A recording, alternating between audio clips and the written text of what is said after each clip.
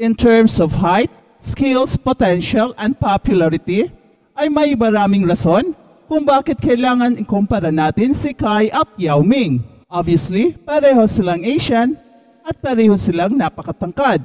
Kai Sotto being legit 7'3" at si Yao Ming naman ay 7'4", pero ang iba naman ay nagsasabing 7'6" siya. Although during the time of Yao Ming ay ang kanilang mga height ay nakasapatos ang kanilang basihan, kaya merong different height si Yao Ming.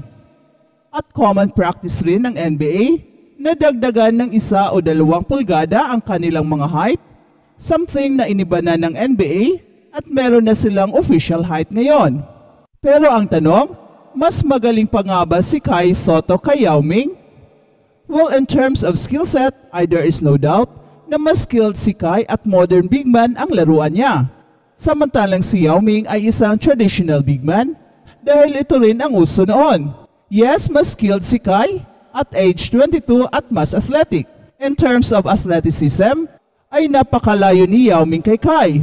Pero in terms of power and strength, ay mas malakas na si Yao Ming at age 22 dahil ito ang kanyang rookie year na kung saan he dominated inside, hindi lang dahil sa matangkad siya, kundi dahil sa kanyang lakas ng katawan. His upper body strength ay napakalakas na, kaya he was dominant inside the paint, something na at age 22 ni Kai ay developing pa. Nag-uumpisa pa lang si Kai ng pagpapalaki ng katawan, and hopefully, ito ang magdadala sa kanya sa NBA. Slowly but surely ay nagsimula ng mag-transform si Kai from a fitness player into a power player. Dahil isa siguro sa nakikita nila ay si Yao Ming na kung saan naging successful sa NBA dahil gumamit ng lakas ng katawan. Sa mga hindi nakakita kay Yao Ming bago siya naglaro sa NBA, ay he reminds me also of Kai na payatot. In fact, nakatapat pa ng Pilipinas si Yao Ming sa Busan Asian Games na kung saan pinahirapan ni Asi Taulava si Yao Ming dahil manipis pa si Yao Ming at bato-bato na ang katawan ni Asi Taulava.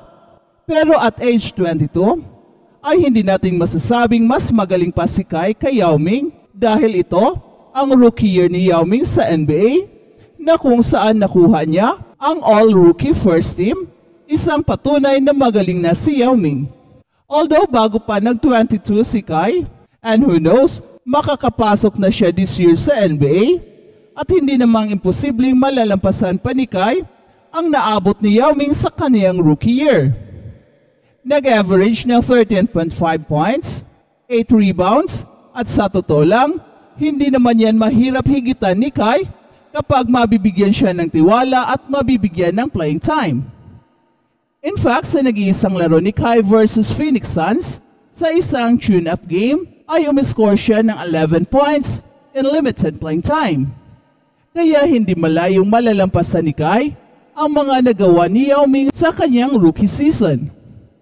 Sa dami ng mga offensive skills ni Kai, ay kailangan lang niya ng isang NBA team na magbibigay sa kanya ng playing time, and I'm pretty confident na mas marami pa ang magagawa si Kai na ikagugulat ng buong mundo. At kung nagulat ang buong mundo sa mga post moves ni Yao Ming, ay siguro mas magugulat ang mundo sa mga out of this world dunks ni Kai galing sa mga alley-oop passes. Kai Sotto can play above the rim, at ito hindi lang dahil sa kanyang height, kundi ito ay dahil sa kanyang insane athleticism at jumping ability. Kung sino ang mas magaling, si Kai Sotto ba o si Yao Ming at age 22? Ay sa ngayon, hands down, mas magaling si Yao Ming. Pero may time pa si Kai to catch up at ang kilang ay ang makakuha siya ng isang NBA contract.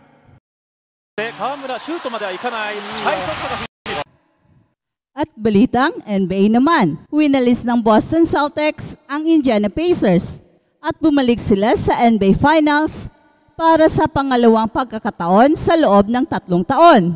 Ang Indiana Pacers ay nagpakita ng matapang na laro laban sa Boston Celtics sa Eastern Conference Finals. Ngunit hindi ito sapat upang manalo ng isang laro. Binuhusan ng Boston Celtics ang Indiana Pacers ng malamig na tubig.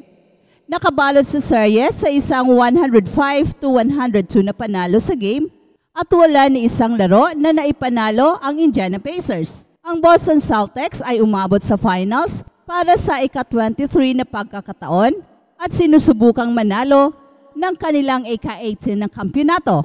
Ang Boston Celtics ay naglaro sa 2022 Finals, natalo sa Golden State at hindi nanalo ng titulo mula noong 2008.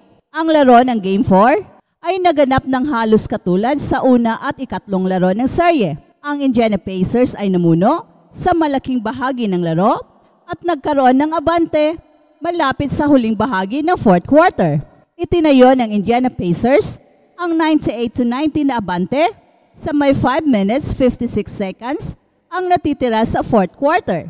Ngunit ang kakayahan ng Boston Celtics na magtala ng puntos at dumipensa ay talagang nakakagulat. Sila ang number 1 na opensa at number 2 na depensa sa panahon ng regular season na siyang namayani sa huli.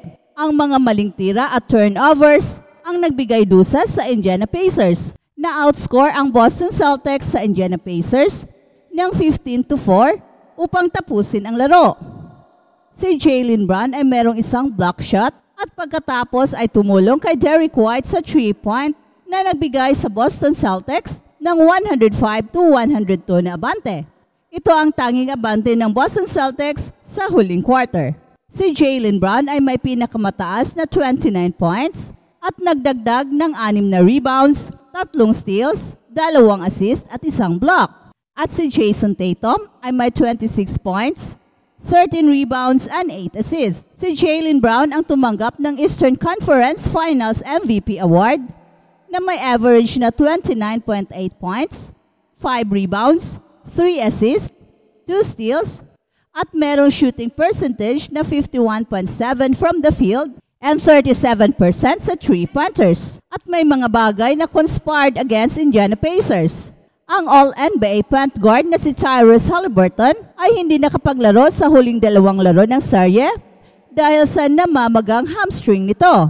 Dagdag pa ang inaasahang pagkawala ni Benedict Mathurin kung saan siya ay sumailalim ng shoulder surgery noong March at naging problema ang kakulangan ng Pacers ng lalim laban sa Boston Celtics. At ang Boston Celtics na wala si Kristaps Porzingis dahil sa calf injury ay may sobrang talento. 4 sa 5 Boston Celtics players ay nakapagtala ng double figures. At si Derrick White ay nagbigay ng isa pang malakas na performance both on offense and on defense. 16 points, 4 rebounds and 4 assists, 5 steals and 3 blocks. At nagdagdag pa si Jrue Holiday ng 17 points and 9 rebounds. Pinangako ni Indiana Pacers coach Rick Carlisle na plano ng kanyang kupunan na gawing mahirap para sa Boston Celtics to close out the Eastern Conference Finals with a sweep. At nagtagumpay si Coach Carlisle na pahirapan ang Boston Celtics pero hindi ito sapat para palawakin ang serye.